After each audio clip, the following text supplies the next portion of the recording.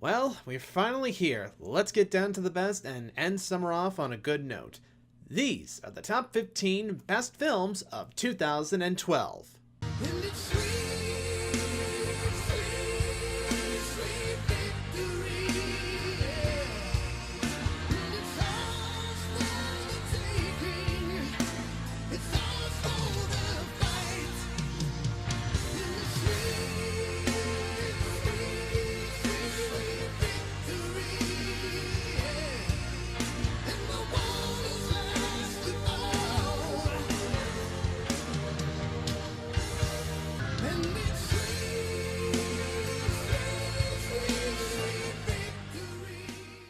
Number 15, Men in Black 3. After a decade since the previous installment, as well as talking about it constantly, Sony was finally able to give the public Men in Black 3. A lot of people were actually kind of mixed on this movie, but after seeing it a few times now, I actually like it almost as much as the first movie.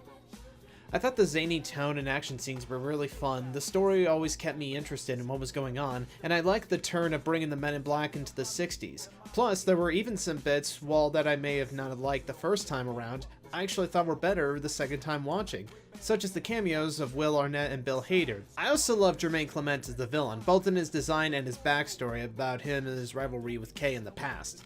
Will Smith and Tommy Lee Jones still have excellent chemistry as J and K, and they don't miss a beat. However, the biggest surprise to me was Josh Brolin as young K. He looks and sounds exactly like Tommy Lee Jones that it even fooled me for a minute, especially in the way they have him interact with Will Smith. It's pretty uncanny, but it really works. All I gotta say is this was a very satisfying conclusion to the Men in Black trilogy, and depending on where the franchise goes next, I'll be ready.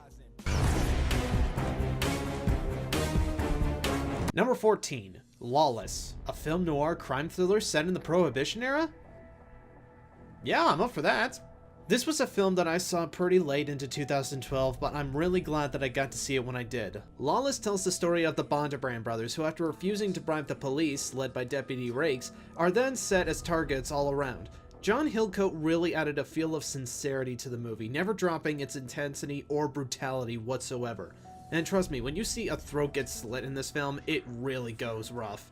Shia LaBeouf, Tom Hardy, and Jason Clarke really have such a dynamic chemistry between each other. You really buy into their relationships, especially when it came down to the shootouts. Guy Pearce was especially devious as Deputy Rakes, something I was glad to see him in, especially after Lockout and Prometheus, which were both awful. And the supporting cast, both members like Jessica Chastain, Mia Wasikowska, Dane DeHaan, and Gary Oldman are all equally powerful. I kinda wished a lot more people had seen this when it was released, but don't worry, we've got more overlooked and underrated films to go over. Nothing can kill us.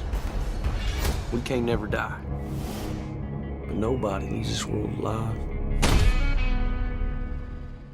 Number 13, Seven Psychopaths. Martin McDonagh's a very witty writer, so when it comes to him releasing a film, it always gets me excited. Seven Psychopaths tells of Marty, a struggling writer with an alcohol problem trying to look for inspiration on his screenplay. His friend Billy tries to help, but soon gets him, Marty, and their friend Hans caught in some trouble with a crime boss after Billy steals his dog. What I love most about McDonagh's writing is that he always has something about his characters and their interactions that always catches you off guard with such dark and twisted humor that you want to get to know them more. Every scene always has a new surprise to it, whether it be finding out someone's a murderer or their banter with other people ends up with somebody giving out a smart-ass remark at the other end of a gun. Situations like that always seem to make up the kind of humor to be expected from McDonagh. And the cast is also delightful as well. Colin Farrell as the straight man, Sam Rockwell as the con man trying to help, Woody Harrelson as the badass crime boss, and Christopher Walken as... well, Christopher Walken. It was my favorite comedy in 2012, so give it a watch if you can.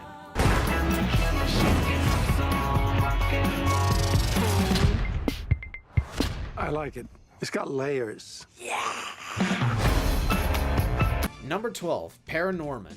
2012 was a pretty big year for animation, especially for Halloween-themed animated movies.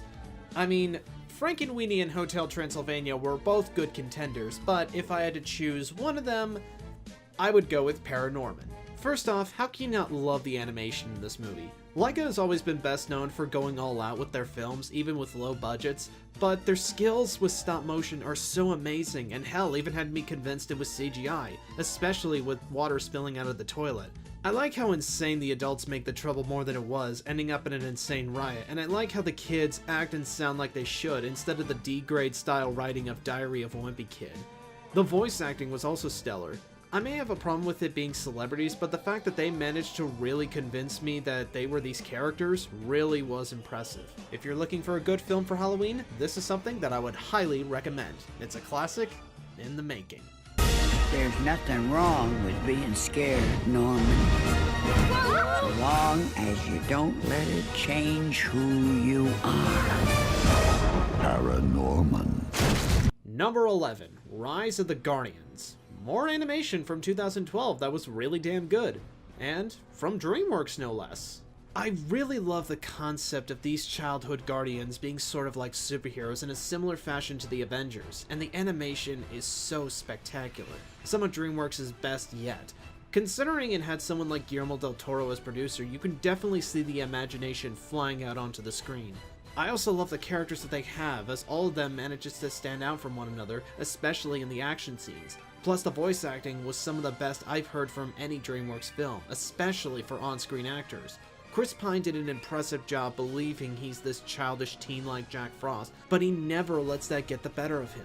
Alec Baldwin, Hugh Jackman, and Isla Fisher as the Guardians were excellently casted and helped breathe so much more life into their vocal performances. I especially love Jude Law's performance as Pitch Black, aka the Boogeyman. He just has that level of sinister sophistication in his voice that really adds to the character's charm. I really do wish more people had checked this film out, but considering it was in competition with another animated movie, we'll be getting to that later on the list, but, you know, for this one, I wouldn't mind watching it every Christmas. Wings up and take no prisoners! Come on! Here we go! Number 10, The Secret World of Arrietty. Based on the fantasy novel The Borrowers, the film tells of Arrietty, a young borrower who lives in the house of an elderly woman and her visiting great-nephew. When the boy discovers Arrietty, the two begin a friendship with each other, but that could potentially risk Arrietty and her family being discovered. Starting off with the animation, well, that's pretty much a no-brainer. It looks fantastic. There's just something calming and soothing about it, especially with it being a story about little people living in the walls of a house. It really adds a different scope to things, in the same way Honey, I Shrunk the Kids did. And with it being Studio Ghibli, that always makes it feel more welcoming, even if it gets to its more darker moments. And you also really grow to love the characters too. Arrietty and Sean just have this really enticing flow with each other whenever they're on screen. You never seem disinterested in their interactions and dialogue with each other, and it also helps to have some really good voice acting to go with it. Sure, not many people like English dubs, but you know what? I would say go and check this one out. Arrietty, I'll never forget you. Number 9, Skyfall. When it comes to the James Bond franchise, everybody always has their own personal favorite, and if you were to ask me right now, I would say it's this film. While the series has taken a much more grounded approach like how Christopher Nolan did with the Dark Knight trilogy, Sam Mendes was never afraid to combine that with the elements of a fun Bond film from the old days. There are references to previous Bond quirks such as the gadgets and car, but it never feels out of tone with what this film and the previous two had set in stone. It truly is the best of two worlds. Daniel Craig and Judi Dench deliver their best performances as Bond and M, and I love how this film was able to bring their story full circle, especially with their villain. Javier Bardem as Silva is fantastic, playing an agent from M's past that had such a similar relationship to her as she did with Bond now. His presence, his dialogue, he's just fantastic on screen. Not to mention with some stellar action scene, it really is one of the most intense Bonds you'll ever see. Oh, and the Adele song kicks ass.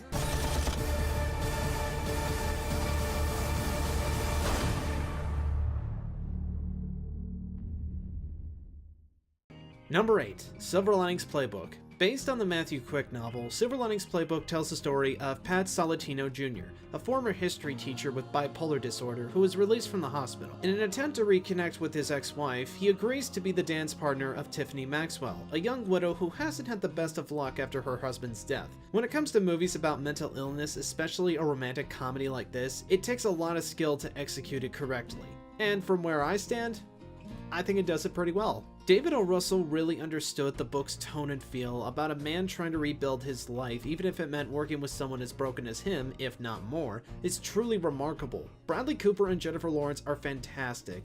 You buy into their relationship as they try to help each other out, even after the worst circumstances have brought them to such a low. They really do make you just feel like you're watching two people work out their problems. The more I see them on screen, the more I am invested in their relationship and how it would play out. It's definitely a film that I think is going to be remembered fondly, so go and give it a watch when you can. Wait, what's this? Well, I thought you were doing it. Oh, I thought you were doing it. Number 7. Les Miserables. Often considered one of the greatest musicals, if not the greatest musical of all time, there are people who are actually really divided on this movie. As for me, I think it did it pretty damn well. The opening number in this film just sucks you into this world, so huge, so epic, and the emotions that flow through you as you sit through it. You just feel like you're on this journey through the years of a man seeking redemption. Hugh Jackman as Jean Valjean really sells it, showing much passion for the character as anyone else would. Being a musical performer in the past, Jackman has described Valjean as the Holy Grail, and it's no wonder that he would try to give it his all in this one, and I think it's well deserved. Russell Crowe as Javert has been very controversial, especially with his singing voice, but with how he portrays the character, that's what really caught my eye. Anne Hathaway does a marvelous job in the film as well, playing the fallen and broken Fantine. Despite her short time on screen, she takes advantage of how much time she has, and boy is it powerful. Her rendition of I Dreamed a Dream alone was definitely worth the Best Supporting Actress Oscar, and I'm glad she won. There's of course a lot more to cover, so all I gotta say is definitely give Les Miserables a watch.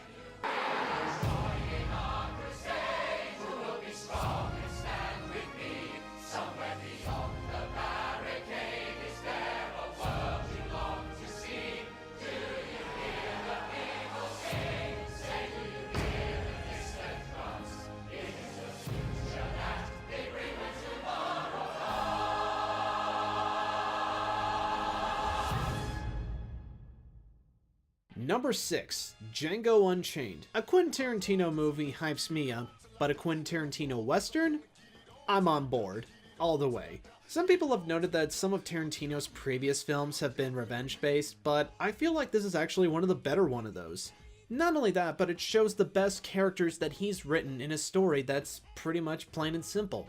It's a revenge story, and we're taken on this journey with Django and Dr. Schultz all the way through. Jamie Foxx is great, portraying the cold, blood-hungry Django and being the type of guy who will take advantage of his freedom in every possible way. Christoph Waltz as Dr. King Schultz always has words of wisdom about bounty hunting and manages to always have an ace, or in this case a gun, under his sleeve in many situations. Kerry Washington isn't in the film that much, but she still manages to leave an impression on us simply through her expressions more than dialogue. Then we get to Leonardo DiCaprio and... wow. Yeah. He chews the scenery so much that I couldn't believe that there was any left. I mean, the guy slams his hand on a glass, bleeding all over, and he still manages to go on with his rant. That is dedication. Samuel L. Jackson also brings his A game as DiCaprio's assistant. Even though he's an old man, he can really get under your skin and bring up the worst of your fears just from that cold-blooded stare alone. Not only that, but the action scenes are fantastic, and they turn this from one of the most bloodless Tarantino movies into one of the bloodiest. All I gotta say left is, this is my favorite Quentin Tarantino movie, and I have no shame in saying that. I like the way you die, boy. He is a rambunctious sword, ain't he? What's your name? Django. The D is silent. Number 5. The Amazing Spiderman. Say what you will, but I loved this film more than the Raimi trilogy. Mark Webb really took a strong turn with this and really gave it a more realistic approach to it. And in terms of both story, action, and character interactions, this one lands among my favorites. Andrew Garfield did a fantastic job playing Peter Parker, a smart lead, but still a teenager that tends to make some mistakes even as Spider-Man. Emma Stone as Gwen Stacy really made for a smarter leading lady, more so than Kristen Dunst as Mary Jane. Rhys Ifans was a great Dr. Connors, and the way they made his character friends with Peter's father really adds more to the connection between Peter and Connors. And that's also one thing I gotta give this film credit for. It actually touches on a subject matter that not too many Spider-Man adaptations touch upon, and that's Peter's parents. Now, some of you might be wondering, why would I choose this film over The Avengers and The Dark Knight Rises, which also came out in 2012?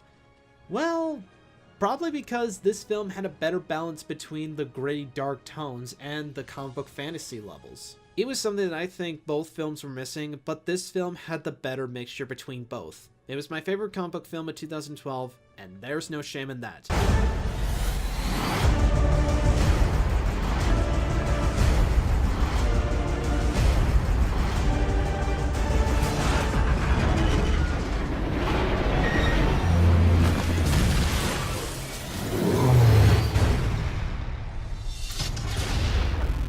Number 4. Argo. After 2 successful films that were worthy of Academy Awards, Ben Affleck delivers his third and honestly his best film so far as a director. Argo is based on the true story of the Canadian Caper, in which the US and Canadian government worked together with rescuing 6 American diplomats from the Iranian army. The plan being having them pose as a film crew making a movie shot in Iran and travel back to the US undetected. Despite me not being much of a person for politics, Argo manages to become one of the most intense, nail-biting experiences I've ever had with a movie. Affleck directs this film with such tenacity and ambition, you can't help but admire it at almost every frame you see. The intensity is what gets you scared the most. You're never always sure if you are being followed, and I like how they represented that to a believable effect. Not to mention, Chris Terrio's script really knew what needed to make this film work to catch the interest of just about anybody who's interested in this story. Argo is just that damn good of a movie, and I am so glad that Ben Affleck won Best Picture. We're responsible for these people. I'm responsible.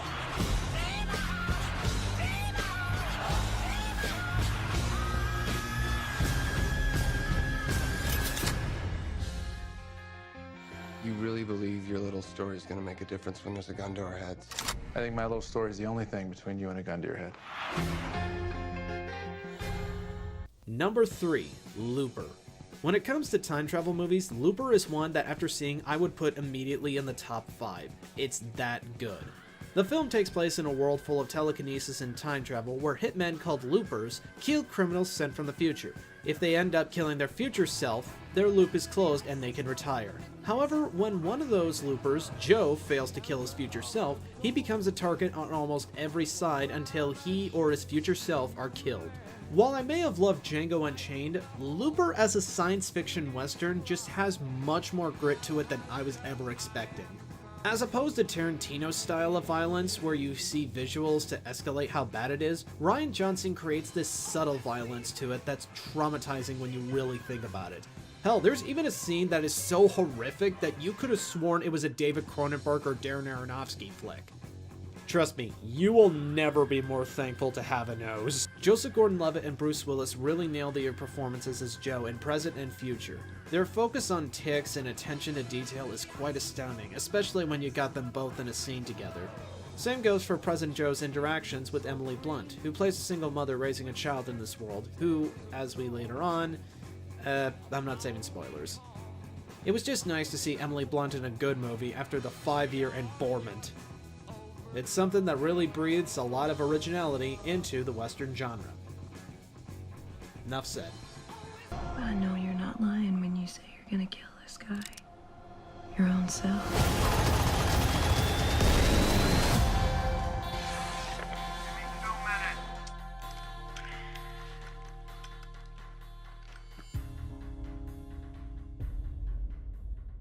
Number 2. WreckIt Ralph. Disney Animation Studios has been on a bit of a rut as of late, but after the success of Bolt, Tangled, and now this, I think they're in a good place now. This was a film that I didn't have much expectation for, especially considering the marketing wasn't really grabbing me. However, after giving it a try, it ended up being one of my favorite films of the year.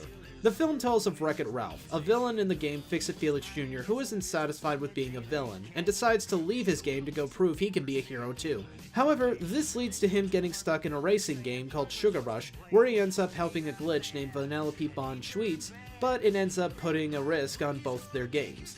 Let's start off with the animation. It's some of the best 3D animation that Disney has given us thus far.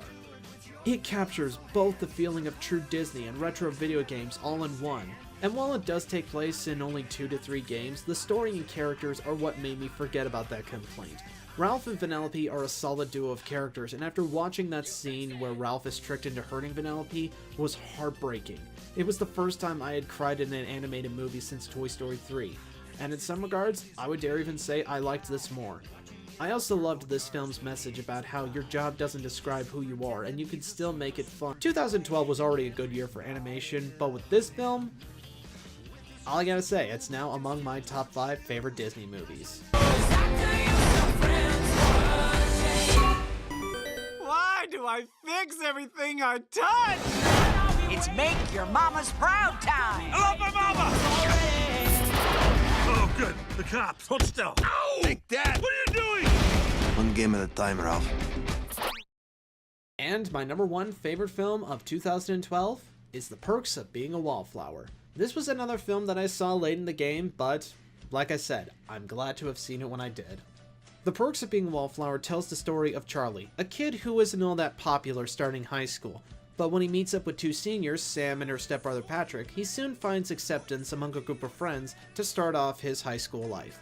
This is based on the book by Stephen Chbosky, who also wrote the script and directed the movie, and I have to say, he truly made something that surpassed my expectations. See, to me, this is the film that EZA was trying to do back in 2010. It was trying to be a fun, relatable, touching high school film that's in the style of John Hughes films. But not only did I think this film do it better, but it also ended up becoming my favorite film of the year, by a landslide. Sure, everyone has that starting point in high school where they feel unpopular but soon get a good friendship going, but for a film to not only show that, but one of a student struggling with clinical depression, you'd really have to make sure that every beat fits. Every line of dialogue feels fresh.